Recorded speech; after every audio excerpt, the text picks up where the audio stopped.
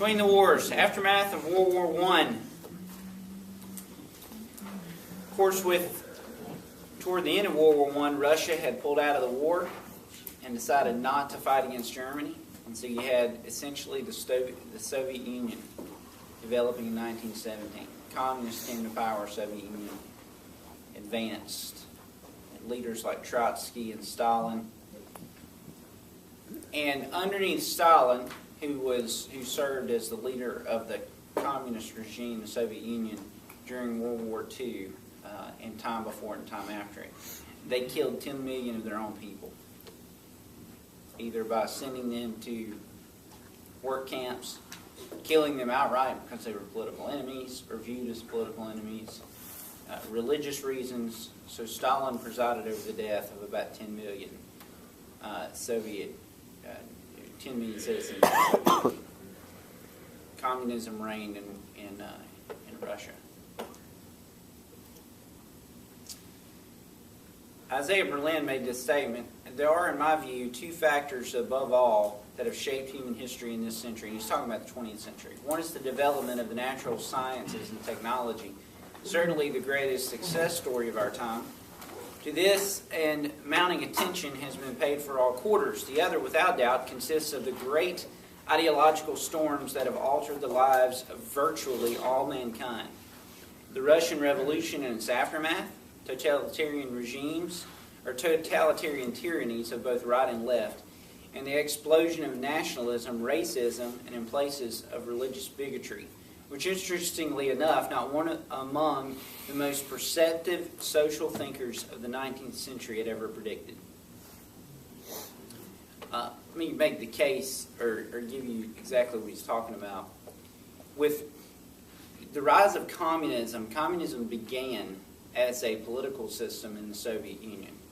But it didn't end there. It went to Cambodia, it went to Vietnam, it went to China, it went to other places across Asia.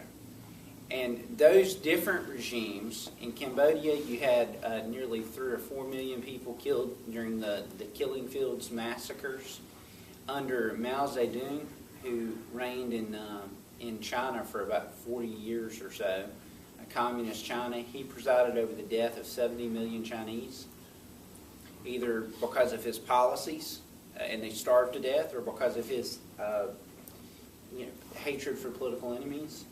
And then, of course, you see Nazism. We're all familiar with Nazism and the extermination attempt toward the Jews. But it wasn't just Jews that were killed, although they were the main targets. You had others that were targeted, either because of their race or their heritage.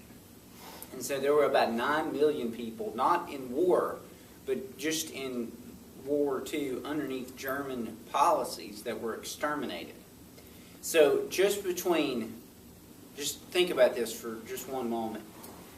Nazi Germany, Russia, China, and Cambodia. Russia was 10 million under Stalin. Nazi Germany was 9 million. Cambodia was 4 million. And China was 70 million. 70. 89, 94. 94, about 94 million people in those 4 countries under 4 specific regimes. I mean, we're not talking about the entirety of communist Russia. We're just talking about underneath Stalin. We're not talking about the entirety of communist China. We're just talking about underneath Mao. We're not talking about the entirety of Germany or Cambodia under Pol Pot. We're talking about those 4 regimes at the point in time. And his point here, Berlin's point, is that nobody in the 19th century predicted that totalitarianism would result in that. We'll come back to that in a little bit. Lewis wrote this: of all tyrannies, a tyranny sincerely exercised for the good of its victims may be the most oppressive. It may be better to live under robber barons than under omnipotent moral busybodies.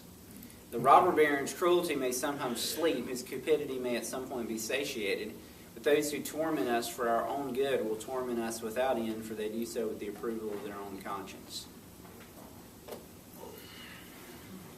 We think about Lewis's quote there.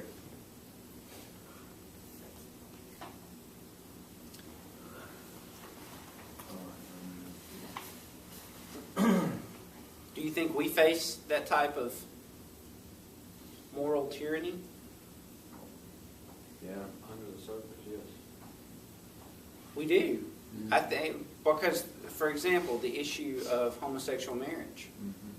That is not an amoral issue. In other words, it's not an issue that is divorced from morality. It's an issue where they hold the moral position is that homosexuals ought to be allowed to marry and everybody ought to agree with that. It's why there's never an end to their particular position, nor an end to their fight to make us think like them. It's not going away. The Supreme Court decision didn't make it easier on a political party and didn't make it easier on us, because they're not going to stop moving the marker in the direction that they hold, because for them it's a moral position. And Lewis's point there is that people that rule over a class of people or a nation from a moral position, whether we think it's right or not right, when they do that, they don't ever stop. Aftermath of World War I, you see the shifting sands there in Europe. Newly created states are in pink. So Poland is new, Lithuania is new, Estonia is new, Latvia is new, Finland is new, Czechoslovakia is new, Austria-Hungary is severely, Austria and Hungary are separated. But then they're also severely made much smaller than they were before World War I. Yugoslavia is new, and so it created significant internal European chaos post-World War I. Just based on your observation of that map, who lost the most territory? I think the Soviet Union. Soviet Union and Germany both, by the way, lost significant amounts of territory after World War I. Had other issues. Ireland pushed back against the United Kingdom. They claimed independence in 1920 and continual fighting after that. And nationalists outside of Great Britain pushing back against Great Britain's empire, like Mahatma Gandhi pushing for Indian independence.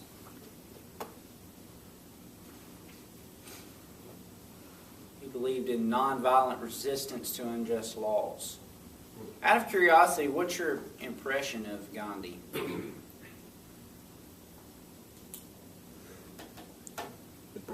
He seems like a very wise individual when it comes to his stance on nonviolent resistance. He's very respectable. He's what? Very respectable. Okay. Let's read some of what he says.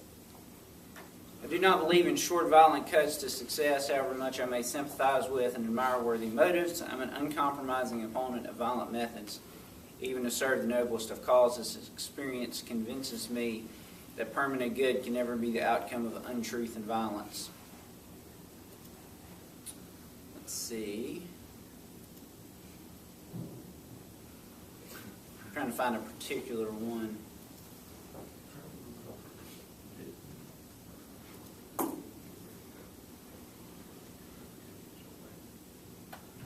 That's a good one. One man cannot do right in one department of life whilst he is occupied in doing wrong in any other department. Life is one indivisible whole.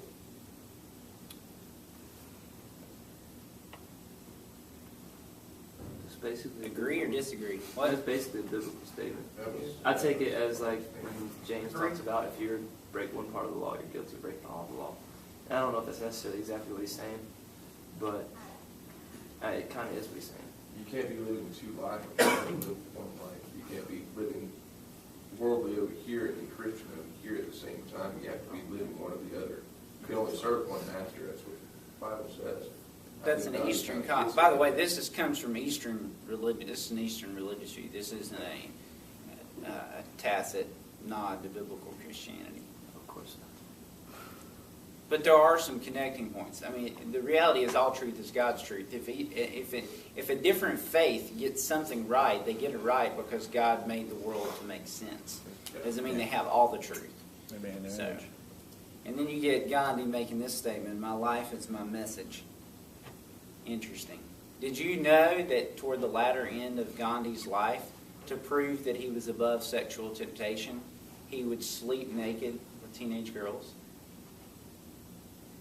Oh, no. Does that change your perspective on Gandhi at all? Does me. Yeah. No, it does. Kind of weird. Is he respectable? I'm just kidding. Good. That's crazy. Wow. Yeah. Here's my observation about that.